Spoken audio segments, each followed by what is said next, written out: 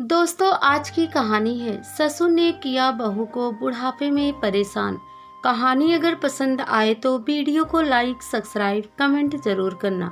चलिए कहानी शुरू करते हैं। रात के 2 बज रहे थे और बाहर बरामदे में पिताजी रोज की तरह जोर जोर से खांस रहे थे। पूरी रात ऐसी ही उनकी खांसते हुए गुजर जाती। उनकी खांसी से मैं इसलिए परेशान नहीं हो सकता था क्योंकि वो मेरे पिता थे, लेकिन पड़ोसी और यहाँ तक कि मेरी घरवाली भी उनकी खांसी से परेशान हो जाते थे। जब काफी देर तक पिताजी की खांसी नहीं रुकी तो मैं उठकर उन्हें पानी देने के लिए जाने लगा, क्योंकि अब ऐसा लग रहा था कि खांसते खांसते पिताजी का गला भी सूख गया है। मैं उठा ही था कि मेरी धर्मपत्नी कुनमुनाने लगी। पूरे दिन घर का काम पीटो और रात को चैन से सो भी नहीं सकते। मैंने एक बार उस पर नजर डाली और मैं चुपचाप बाहर की ओर चल दिया। मैं अपनी धर्मपत्नी की आदत जानता था। अभी उसने कुछ देर ऐसे ही बड़बड़ाना था। मैं पानी का लोटा उठाया और पिताजी के पास चला गया। लो पिताजी, पानी पी लो। लगता है आज फिर तुम दवा नहीं खाए हो। पिताजी ने पानी का लोटा ले लिया और थोड़ा सा पानी पी लिया। रमेश बेटा, तुम क्यों अपनी नींद खराब करते हो? बेटा, पानी का लोटा यहीं चारपाई के नीचे रख दिया करो। नहीं पिताजी, मुझे कोई परेशानी नहीं होती। आपकी सेवा करके तो मुझे खुशी मिलती है। जानता हूँ बेटा, मेरी वजह से सब परेशान होते हैं। ना मैं खुद सोता हूँ, ना दूसरों को सोने देता हूँ। पिताजी, कल सुबह मेरे साथ सिटी हॉस्पिटल चलना। वहाँ किसी अच्छे डॉक्टर को दिखाता हूँ। अरे बेटा, अब क्या हॉस्पिटल के धक्के खाने? अब तो चला चली की बेला है। पता नहीं कब भगवान का बुलावा आ जाए। कैसी बातें करते हो पिताजी? अभी तो बिट्टू की शादी आपके आशीर्वाद से ही होगी। जा बेटा, सो जा। अब बहू भी परेशान हो रही होगी। मेरा क्या है, मुझे तो पता नहीं कब नींद आएगी। ठीक है पिताजी, मैं जा रहा हूँ सोने। आप भी सोने की कोशिश करो। ये कहकर मैं भारी कदमों से भीतर आ गया। श्रीमती जी बिस्तर पर करवटें बदल रही थी।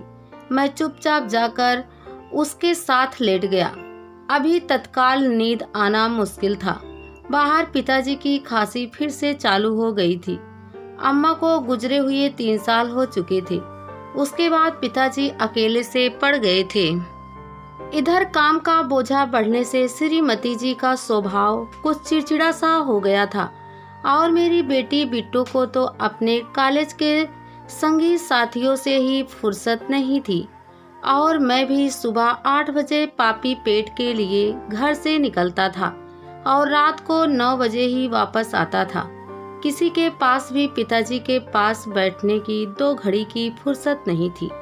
इसलिए अम्मा के गुजरने के बाद पिताजी खुद को बहुत अकेला महसूस करते थे और मुझे पता था कि हर रोज दिन में 10 बार खुद को उठाने के लिए भगवान से प्रार्थना करते थे।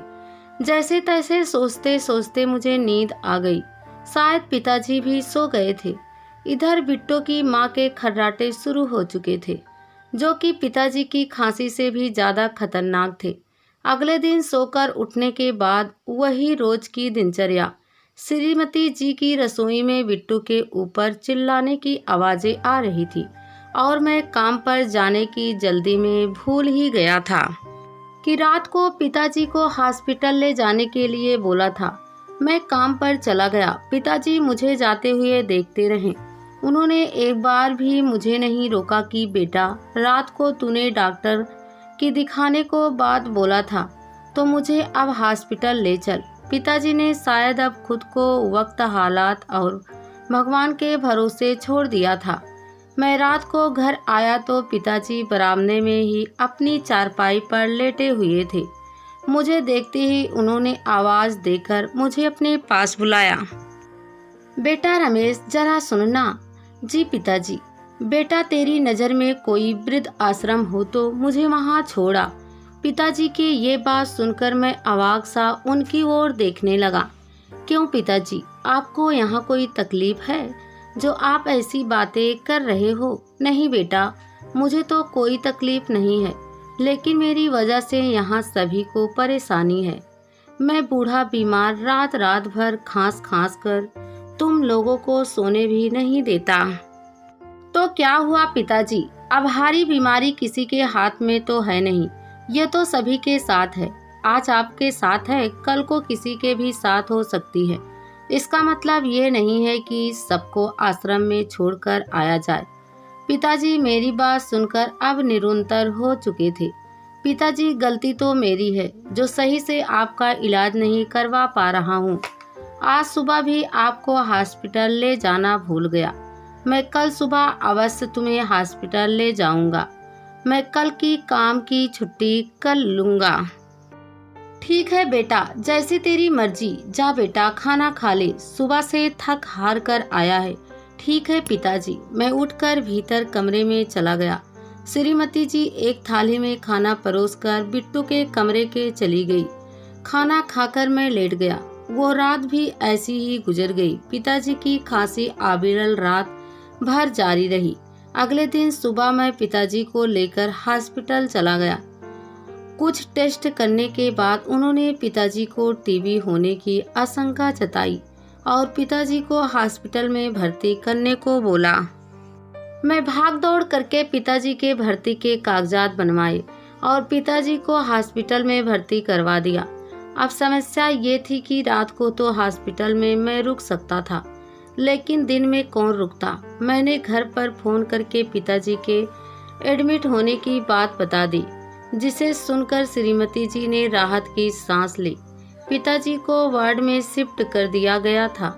बुढ़ापे की सभी बीमारियों ने पिताजी को घेर लिया था।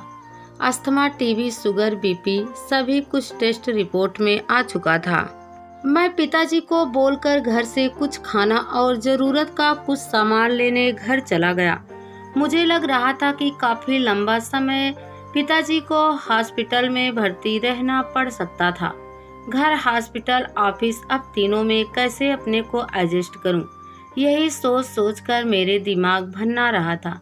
पिताजी को हॉस्पिटल में भर्ती करवाए हुए 1 हफ्ता बीत चुका था, लेकिन उनको अभी कोई आराम नहीं पड़ रहा था। अस्थमा की वजह से उनको सांस लेने में भी परेशानी होने लगी थी। खांसी तो उनकी बदस्तूर जारी थी। रात को मैं हॉस्पिटल में रुक जाता था और दिन बिट्टू और उसकी माँ आ जाती थी। घर का काम निपटाकर और दोपहर का खाना पिताजी के लिए लेकर उधर मैं ऑफिस में रोज रोज लेट हो रहा था, जिसकी वजह से बॉस की त्योरियां भी अब हर समय चढ़ी रहती थी। उस दिन मैं ऑफिस में कुछ फाइल में उलझा हुआ था कि ऑफिस के नंबर पर मेरे लिए फोन आया। उधर से बिट्टू घबराई हुई बोल रही थी। किसी अनहोनी की शंका से मेरा मन कांप रहा था। मैंने कांपती हुई आवाज में बिट्टू से पूछा, क्या हुआ? पापा, दादाजी हॉस्पिटल में नहीं मिल रहे हैं। हमने सारा हॉस्पिटल ढूंढ लिया, लेकिन दादाजी का कहीं पता नहीं चल रहा था। बिट्टू बहुत घबराई हुई थी। क्या? ऐसा कैसे हो सकता है?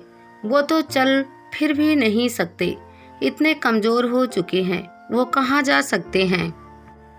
पापा, सच बोल रही हूँ, दादाजी हॉस्पिटल में नहीं हैं। आप जल्दी यहाँ आ जाओ, मम्मी भी बहुत परेशान है। ठीक है, मैं हॉस्पिटल आ रहा हूँ, तुम घबराओ मत। मैंने बिट्टू को दिलासा दी। मैंने अपने बॉस को सारी बात बताई। उसने भी मेरे साथ सहानुभूति दर्शाई और कुछ पैसे मुझे देते हुए बोले कि रख लो, काम आएंगे। उस एक पल में ही मेरे बॉस से सारे गिले शिकवे खत्म हो गए। मैं हॉस्पिटल के लिए ऑफिस से निकल गया। हॉस्पिटल पहुंचा तो वहां श्रीमती जी अपने सिर पर हाथ रखकर बैठी हुई थी। उसके साथ बिट्टू भी उदास सी बैठी थी। क्या हुआ? कहाँ गए पिताजी? मैं बदहवास सा बिट्टू से पूछ रहा था। पता नहीं पापा, मैं और मम्मी जब थोड़ी देर पहले खाना लेकर पहुँचे तो दादाजी अपने बेड पर नहीं थे। हमने थोड़ी देर उनका यहीं इंतजार किया, लेकिन जब दादाजी नहीं आए तब हमने उन्हें ढूंढना शुरू किया, लेकिन वो कहीं भी नहीं मिले।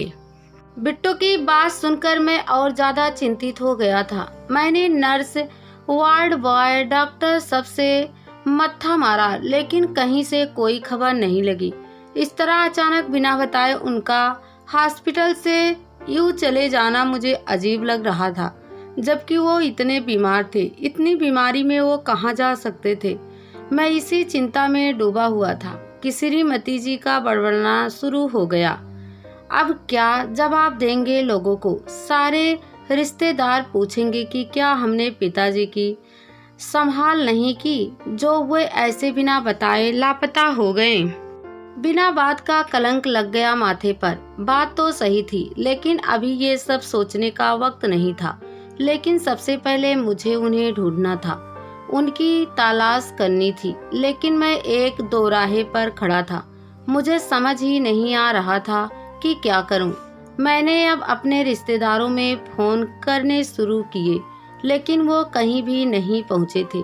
जहां तक मुझे पता था, उनकी हालत ऐसी नहीं थी कि वो किसी के घर जा सके। शायद वो हॉस्पिटल से निकले हों और रास्ते में उनके साथ कोई अनहोनी हो गई हो। ऐसी आशंका के जेहन में आते ही मेरा मन कांप गया। घर पहुंचे तो अड़ोस पड़ोस में ये खबर जंगल की आग की तरह फैल गई कि रमेश के पिताजी हॉस्पिटल से गायब हो गए। लोगों ने अब बातें बनानी शुरू कर दी, जितनी मुंह उतने बातें। कहते हैं आप मारने वाले का हाथ पकड़ सकते हैं, लेकिन किसी की जुबान नहीं पकड़ सकते। मैं रात को एक बार फिर हॉस्पिटल की खाक छानने गया, लेकिन नतीजा वही ढाक के 3 पात। पिताजी का कोई अता पता नहीं था। मैं थक हार कर घर वापस आ गया। अगले दिन सुबह रिश्तेदार आने लगे। मैं अपने कुछ रिश्तेदारों के साथ फिर से उन्हें ढूंढने निकल पड़ा।